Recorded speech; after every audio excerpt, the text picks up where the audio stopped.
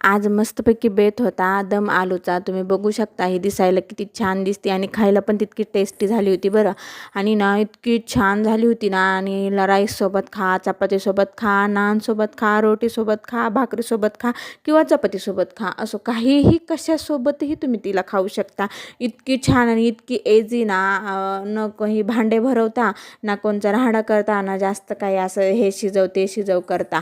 तर आहे ना इतकी रेसिपी इतकी सोपी होती ना. तर असं मी ह्याची रेसिपी आपल्या दुसऱ्या यूट्यूब चॅनलला टाकलेली आहे.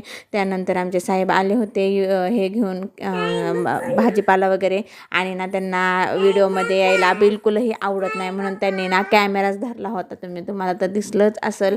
त्यानंतर हे बघू शकता आम्ही काय काय आणलं होतं. त्यांनी आणले होते केळ, भाजीपाला. आणि ना झालं असं की मी ना हे मेथीची भाजी बघून तर आहे ना चक्कच झाले, कारण ना एवढीशी मेथीची भाजी त्यांनी 20 रुपयाला 3 गड्डे आणली होती, आणि ना ह्याची एक जणाची सुद्धा भाजी होणार नाही.